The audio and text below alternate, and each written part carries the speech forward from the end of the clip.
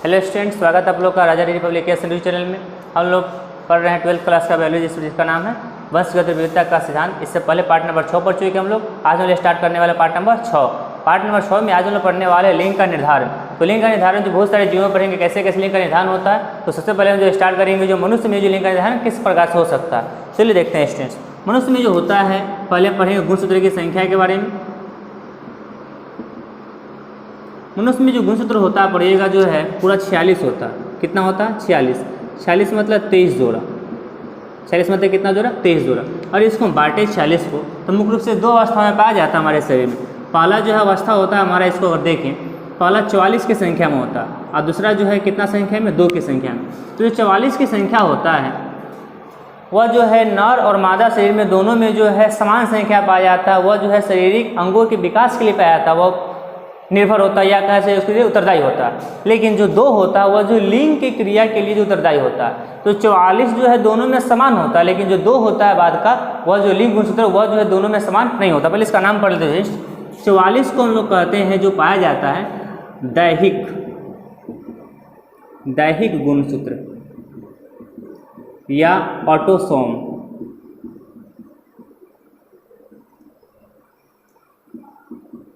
Autosome. दूसरा number जो होता है इसको कहते हैं हम लोग जो है लिंग गुणसूत्र। क्या कहते हैं स्टूडेंट्स? लिंग गुणसूत्र।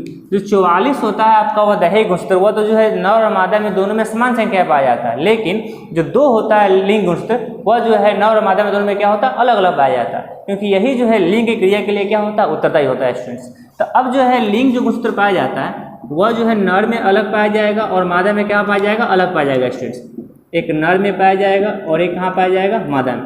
तो नर में क्या पाया जाएगा? नर में यह पाया जाता है हमारे जो शरीर में, वह होता है XY। कौन होता है? XY गुणसूत्र।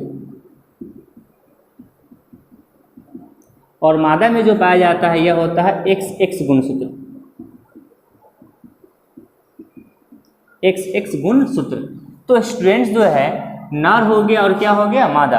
तो अगर हम जो है इसके नर और मादा शरीर में अगर देखें, आपसे एग्जाम पूछा जा सकता है, एक नर हो गया, एक मादा शरीर हो गया। तो नर और मादा शरीर में जो है क्रोमोसोम की संख्या 46 होता है। और आपका जो 23वां गुणसूत्र जो होगा आपका कैमा जोड़ा? 23वां जोड़ा। यह हो गया आपका 23वां जोड़ा। 23वां जोड़ा गुणसूत्र जो है नर में XY और मादा में कौन? XX। और जबकि जो है 22 जोड़ा जो होता है आपका, 22 जोड़ा जो है नर में और मादा में दोनों में क्या होता है? समान पाया जाता है। जबकि सिर्फ जो लास्ट जो 23वां जोड़ा होता है वह जो है क्या होता है? अलग पाया जाता है। अगर संख्या के आधार पर इसका संकेत देखें हम, तो आपसे एग्जाम पूछा जा सकता है ऑब्जेक्टिव क्वेश्चन में, नर में जो पाया जा सकता है 44 प्लस XY की संख्या में। 44 प्लस कितना? XY की संख्या में। और मादा में पाया जा सकता है यह 44 प्लस XX की संख्या में जो है यह पाया जा सकता है किसमें? मादा में। और यह 44 प्लस XY की संख्या पाया जाता है किसमें? नर में। तो इस तरह से देख रहे हैं कि आपका जो है लिंग निर्धारण से पहले जो है मनुष्य में जो किस तरह के गुणसूत्र पाया जाता है और कौन कौन सा संकेत होता है उसका, वह देख लिए। हम पढ़ेंगे जो है कि लिंग का निर्धारण के लिए जो है कैसे कैसे ये क्रिया करता है। तो लिंग के निर्धारण के लिए जो बहुत सारा विधि है, तो बहुत सारा विधि में जो सबसे पहला जो स्टार्ट करेंगे वह हम पढ़ेंगे XX और XY द्वारा, XY गुणसूत्र द्वारा कर सकते हैं लिंग निर्धारण।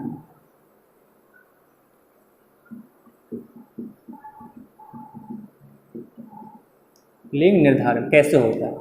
तो X और XY लिंग निर्धारण कैसे होता है उसको जो देखेंगे स्टूडेंट। सबसे पहले ये जो पढ़े इसका स्क्रीनशॉट एक बार कर लीजिए एक बार, फिर से आगे बढ़ते हैं हम लोग स्टूडेंट्स। चलिए स्टूडेंट्स एक बार स्क्रीनशॉट कर लीजिएगा। चलिए आगे बढ़ते हैं।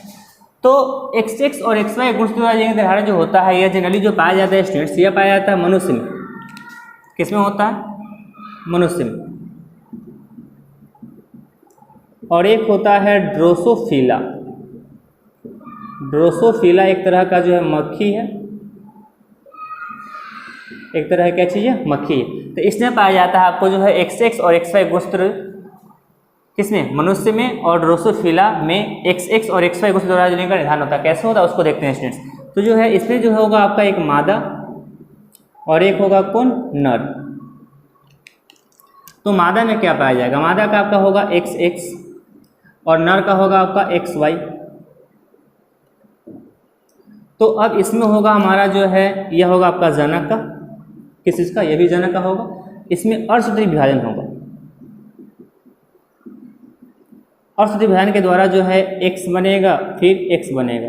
तो x जो बन रहा है यह बनेगा आपका युग्मक, क्या बनेगा, युग्मक। अगर नर में देखते हैं तो बनेगा x और क्या बनेगा, y।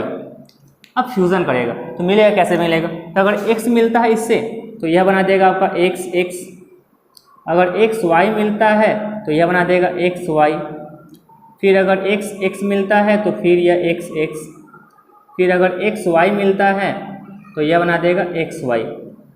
तो स्टूडेंट्स आप देख रहे हैं कि जो है ये x जो हो गया आपका, यह हो गया आपका क्या चीज़, x, यह हो गया, मान लेते हैं x हो गया, मान लें होता ही है, x होता है आपका मादा और xy हो गया आपका नर, x हो गया आपका मादा और xy हो गया आपका क्या चीज़, नर। तो नर और मादा का जो दो की संख्या बन रहा है, मतलब कह सकते हैं कि 50-50% जो है चांस होता है नर का भी और किसका, मादा का भी।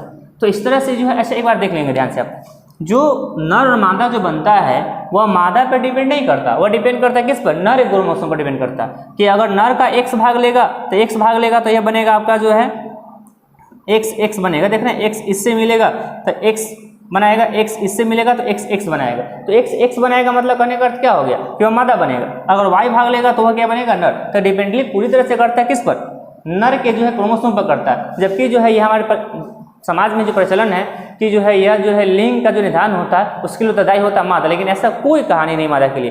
साइंटिफिक तौर से देखिएगा तो सिर्फ और सिर्फ उत्तरदायी कौन होता है, नर क्रोमोसोम उत्तरदायी होता है, मादा इस पर जो है कोई कार्रवाई नहीं होता, उसका कोई काम नहीं होता, सिर्फ और सिर्फ डिपेंड किस पर करता है, नर पर डिपेंड करता है स्टूडेंट्स। तो इस तरह से आप देख लीजिए जो है जनक और युग्मक जब बन गया, युग्मक का जब मिलन हुआ तो किस तरह से नर और मादा का निर्माण हुआ। और इसको संख्या के आधार पर देखना चाहते हैं तो संख्या के आधार पर भी देख सकते हैं स्टूडेंट्स। अगर इसको हम संख्या के आधार पर देखें स्टूडेंट्स एक बार,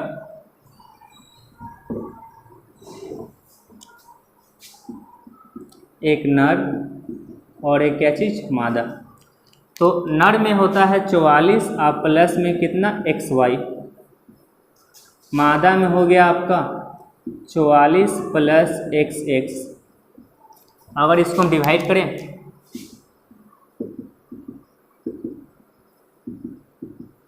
तो डिवाइड करेंगे तो हो जाएगा 22 प्लस x, फिर 22 प्लस y, फिर इसको डिवाइड करेंगे तो 22 प्लस x, 22 प्लस x।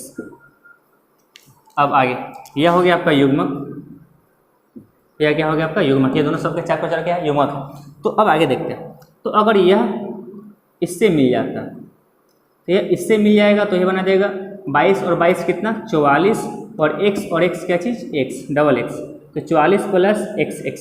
अगर यह इससे मिलता तो यह इससे मिलेगा तो बना देगा 22 और 22 44 और प्लस x और x क्या चीज़, x। देख रहे हैं, नर का जब x भाग लेगा तो यह x भाग लेगा तो क्या बन रहा है, x मतलब कहने का अर्थ है क्या चीज़, मादा। तो मादा संतति बनेगा स्टूडेंट्स। अगर यह वाला भाग लेगा y इससे फ्यूज करेगा तो यह 22 हो जाएगा 44 प्लस XY।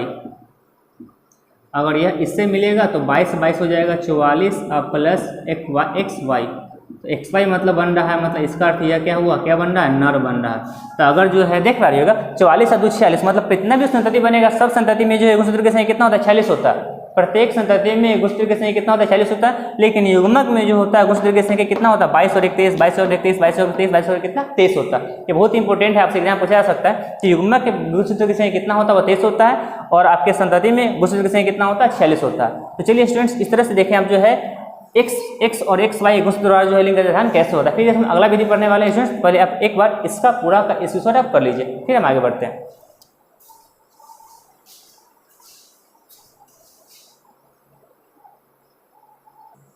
चलिए स्टूडेंट्स थोड़ा सा आगे बढ़ते हैं हम लोग।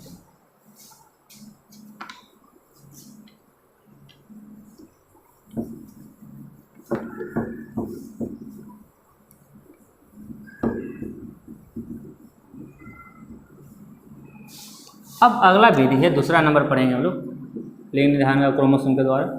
वो होता है हमारा XX और XO गुणसूत्र द्वारा लिंग निर्धारण। तो इसमें कैसे होता है, तो पहले पढ़ेंगे एग्जाम्पल कैसे किस में होता है। तो ये हो सकता है टिड्डी में होता है स्टूडेंट्स, किस में होता है स्टूडेंट्स, टिड्डी में होता है, और टिड्डी के बाद होता है आपका खटमल में, टिड्डी में और किस में, खटमल में। तो अब कैसे कैसे होगा स्टूडेंट्स देखेंगे। अब सबसे पहले जो है इसमें एक मादा होगा और एक क्या होगा, नर होगा। तो एक बार ध्यान लेंगे अब कि एक्स मादा हो गया आपका डबल एक्स और नर हो गया XO। XO मतलब कहने का अर्थ हो गया कि एक गुणसूत्र है दूसरा गुणसूत्र नहीं है, सिर्फ और सिर्फ कितना है, नर में X है लेकिन और कोई नहीं है। तो नहीं के लिए हम लिखते हैं क्या चीज O, या उसको जीरो भी कर सकते हैं लेकिन O पढ़ते हैं। तो XO हो गया आपका और यह डबल X हो गया। तो आपसे एग्जाम्पल पूछा जा सकता है कि XX और XO द्वारा गुणसूत्र में जो किस तरह होता है, किस में होता है, और होता है तो नर में जो है कौन होता है और मादा में कौन होता है। नर में कितना होता है, मादा में कितना होता है। तो नर में कितना गुणसूत्र की संख्या होगी आपका, लास्ट वाला जो लिंग सूत्र होगा आपका वो X और O होगा, मतलब एक ही होगा, और मादा में कितना होगा, डबल X होगा। चलिए इसका फ्यूजन करते हैं, इसको मिलाएंगे तोड़ेंगे तो यह X होगा, यह X हो जाएगा और विधान के द्वारा, और यह हो जाएगा हमारा X और क्या चीज O। फ्यूज करते हैं आप, X और X फ्यूज करेगा तो क्या बनाएगा, डबल X, और X और O फ्यूज करेगा तो बनाएगा XO। X मतलब कहने का अर्थ हो गया कि मादा बन जाएगा आपका और यह बन जाएगा नर।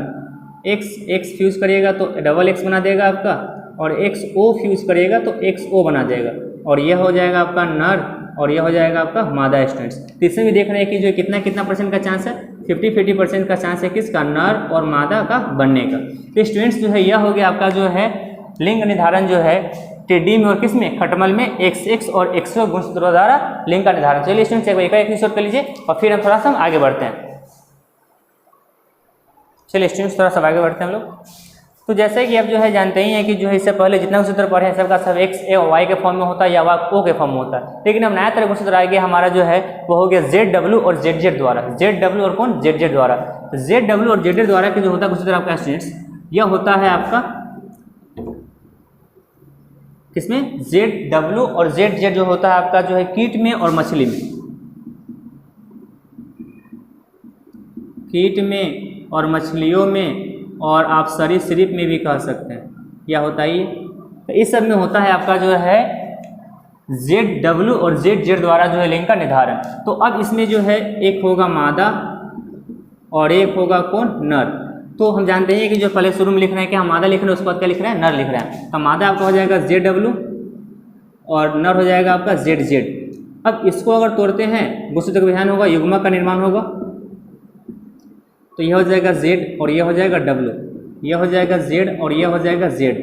अगर फ्यूज़न करते हैं तो Z से मिलेगा तो Z बना देगा, Z से मिलेगा तो Z बना देगा, W से मिलेगा तो ZW बना देगा, अगर W से मिलेगा तो ZW बना देगा। तो कुछ नहीं है स्टूडेंट्स, यह बन जाएगा आपका, यह दोनों क्या बन जाएगा स्टूडेंट्स, यह ZZ बन रहा है मतलब क्या बन जाएगा, नर, और यह बन जाएगा आपका मादा।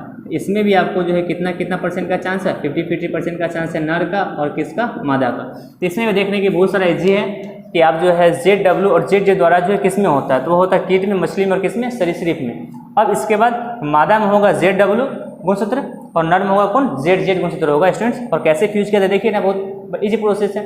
चलिए स्टूडेंट्स थोड़ा सा आगे बढ़ेंगे हम लोग। पहले आप इसका जो है नोट्स बना लीजिए फर्स्ट।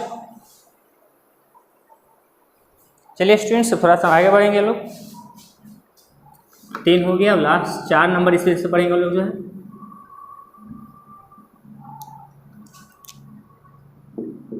चार नंबर होता है ZZ और ZZ और ZO के द्वारा, मतलब ZO और ZZ लिंग के द्वारा, गुणसूत्र के द्वारा कह सकते हैं या इसी के द्वारा लिख लेते हैं। तो इस किस में होता है, यह होता है, इससे पहले देखिए कीट में, मछली में हुआ, सरीसृप में हुआ, तो यह होता है आपका तितली में। किसमें होता है, तितली में। तो तितली में होगा तो इसमें अगर एक मादा का अगर चेक करते हैं और एक चेक करते हैं किसका, नर का, तो मादा हो जाएगा आपका ZO और नर हो जाएगा आपका कौन, ZZ।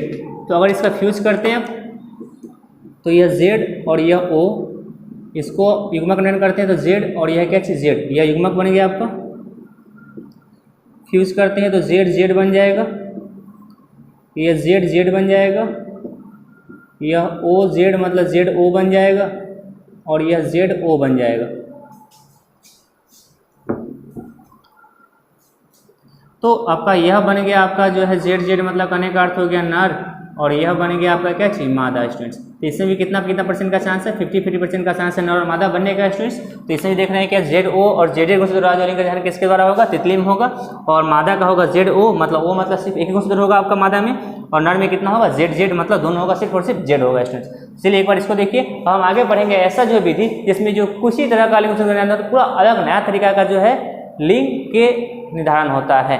चलिए एक बार इसको ले लीजिए। चलिए स्टूडेंट्स हम लोग जो नया विधि पढ़ने वाले हैं, ये हमारा जो इस वीडियो का लास्ट टॉपिक होगा।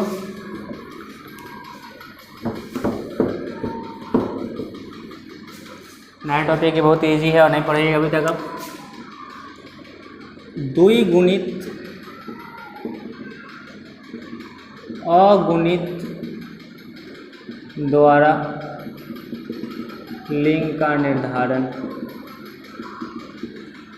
द्विगुणित और अगुणित द्वारा लिंग का निर्धारण जो होता है स्टूडेंट्स, यह पाया जाता है आपको जो यह होता है चींटी में, कुछ चींटी में पाया जाता है और आपको मधुमक्खी में पाया जाता है। हम सबसे पहले डिस्कस करेंगे मधुमक्खी के बारे में। ये स्टूडेंट्स मधुमक्खी को आप देखते होइएगा, मधुमक्खी पढ़े भी होइएगा, इसमें 3 मधुमक्खी पाया जाता है। एक रानी मधुमक्खी,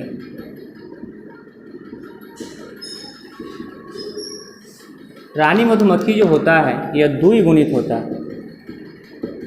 द्विगुणित होता है मतलब क्रोमोसोम की संख्या कितना होगा, 2n होगा। अब उसके बाद होता है श्रमिक मधुमक्खी।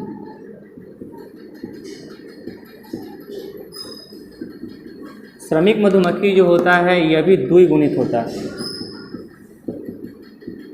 और इसमें भी क्रोमोसोम की संख्या कितना होगा, 2n। अगला बारी आता है स्टूडेंट्स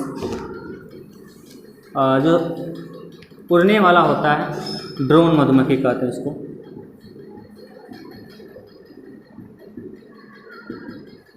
ड्रोन मधुमक्खी जो होता है यह अगुणित होता है। कैसा होता है, अगुणित, मतलब इसमें कौन सा कितना होगा, n होगा। अब जैसे कि जानते हैं कि जो रानी मधुमक्खी जो है किसी भी छाता में जो मादा संख्या कितना होता है, 1 होता है, और श्रमिक मधुमक्खी जो है उसके आसपास जो है वो मोम बनाने का क्या करता है, कार्य करता है उसके अंदर जो होता है। अब जो ड्रोन मधुमक्खी जो होता है मतलब श्रमिक मधुमक्खी जो बाहर से जो है लाता है आपको क्या कहते हैं, जो परागकण होता है पुष्प से उसको लाता है और जो है बनाने का क्या करता है, कार्य करता है, मोम बनाने का कार्य करता है। ड्रोन मधुमक्खी का काम है कि जो है इसका इसके साथ जो है क्या करना, फ्यूज करना। क्या करना, फ्यूज करना। यह नर मधुमक्खी है। कैसा मधुमक्खी है, नर मधुमक्खी है। तो यह जो है इसके साथ मिलकर जो है नया जो है मधुमक्खी क्या देता है, जन्म देता है। लेकिन छाता में जो है राज करने वाला होता है कौन है, रानी मधुमक्खी ही होती है। चलिए हम इसको देखते हैं कि इसमें जो है कैसे होता है जो है संतति का निर्माण। तो सबसे पहले देखेंगे हम जो है, एक होगा रानी मधुमक्खी और एक होगा हमारा क्या चीज, ड्रोन। तो इसमें होगा आपका जो है गुणसूत्र की संख्या कितना होगा स्टूडेंट्स, 2n, और आपका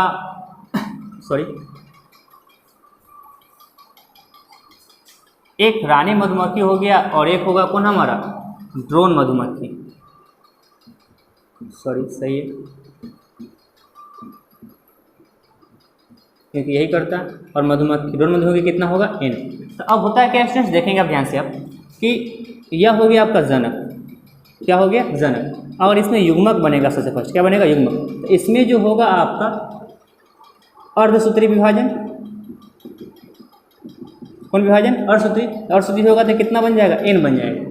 अगर इसमें अर्धसूत्री हो जाएगा तो ये हो जाएगा n/2, जबकि n/2 संभव नहीं है किसी भी जो है गुणसूत्र की संख्या। तो इसलिए जो है इसमें समसूत्री विभाजन होता है। कौन विभाजन, समसूत्री। और समसूत्री से कितना रह जाता है, n रह जाता है। अब यह n और यह n आपस में क्या करता है, फ्यूज करता है। अब फ्यूज करके जो है n और n जो है बना देता है 2n। क्या रहता है, 2n। और 2n जो होता है द्विगुणित होता है, और 2n जो द्विगुणित बनता है यह मधुमक्खी जो होता है हमेशा जो है बनेगा श्रमिक मधुमक्खी। कौन मधुमक्खी, श्रमिक मधुमक्खी बनेगा आपका। ये हमेशा क्या, 2n। तो अब कहिए कि जो है सिर्फ और सिर्फ श्रमिक मधुमक्खी क्यों बनेगा, दोनों जब नर और मादा आपस में जो फ्यूज कर रहा मिल रहा है तो श्रमिक मधुमक्खी क्यों बनेगा, बेचारा ये कहाँ रहेगा, ड्रोन मधुमक्खी की संख्या कैसे बढ़ेगा इसमें। तो अब इसके लिए जो है बहुत ही अलग कंडीशन बनता है। स्टूडेंट बहुत अचंभव रह जाइएगा। अचंभव क्यों रह जाइएगा कि रानी मधुमक्खी जो है बिना निषेचन के भी जो है मधुमक्खी को जन्म दे देती है। और वह जो मधुमक्खी बनता है वह मधुमक्खी होता है क्या, ड्रोन मधुमक्खी होता है स्टूडेंट्स।